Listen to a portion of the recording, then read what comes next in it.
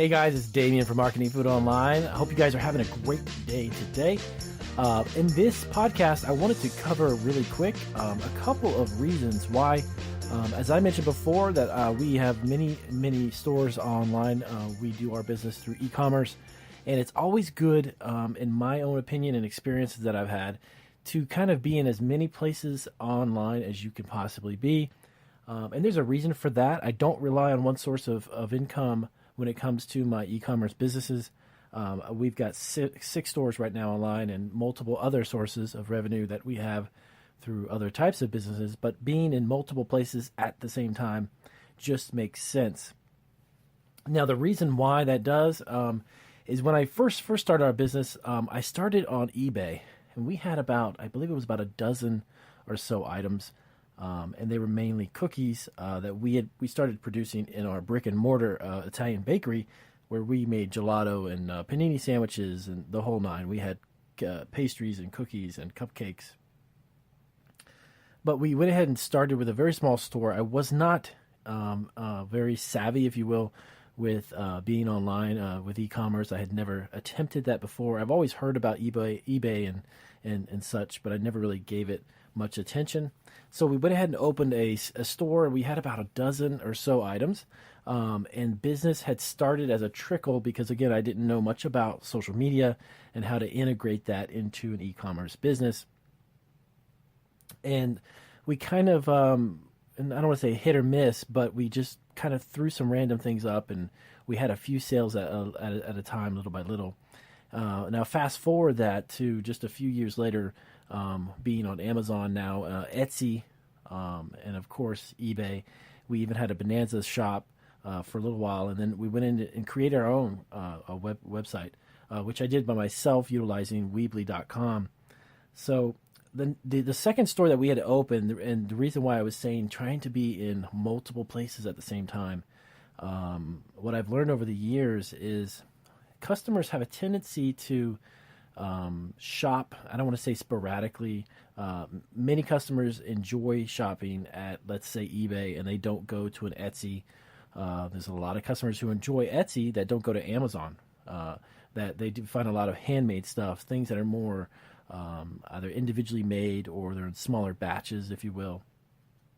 Just not a bunch of resold products that are sold in bulk through places like eBay or Amazon. So our second store that we opened was Etsy, and that one I kind of expanded on a lot of stuff because expanded on a lot of the products we offered, because what we started to do is we would get just one after another, we would get these custom orders for weddings, and I never really thought too much about doing that, larger events, if you will, where customers would order 800 units of a product because they needed them as a favor. Or, maybe they just had a big wedding reception and they wanted to give out gifts. So that kind of opened the idea in my mind that, you know what? eBay's a great place to be. Etsy's a great place to be. Why not be on both of them? So then I realized the importance of being in more than one place. So after we were on Etsy for only about a year and a half to maybe 2 years, we started doing very, very well. To date, we've done over 600 weddings and corporate events just on Etsy alone. Not counting our Amazon store or eBay. So I saw the importance of being in multiple locations online. And you kind of look at it in a way that when you want to be online and you have this e-commerce business and you're selling food products, for instance, it's like, there's multiple locations of McDonald's because McDonald's doesn't rely on solely one location for revenue. So if you can be in a lot of different places selling the same products or even just a handful of different ones on each site, it's going to give you a constant stream of revenue, okay? And that's what I've learned is super important with an e-commerce business, is that relying upon just one location or one presence online or one platform is just not the way to go. If you can keep the list of products, if you've got a handful, we actually have, like on Amazon, 689 items that we have actively available for sale. eBay is a much smaller amount that we have. Etsy, I believe, is at around 300 or 400 items. And these are all items that we actually individually make. We make cake balls and cookies and chocolate-covered pretzels, brittle candies, rock candy, and so on.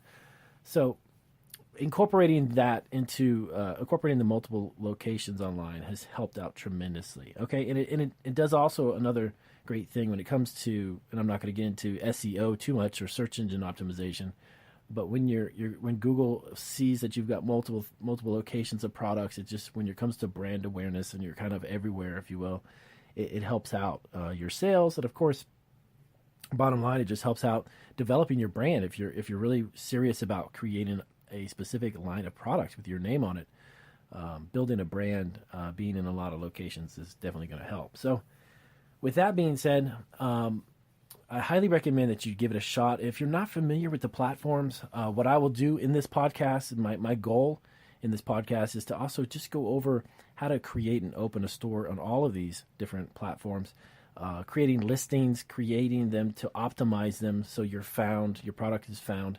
And of course, being in not only online, but if you're in retail stores, it's a great way to drag that customer, get that customer to go to your site if you have a site set up for your company specifically.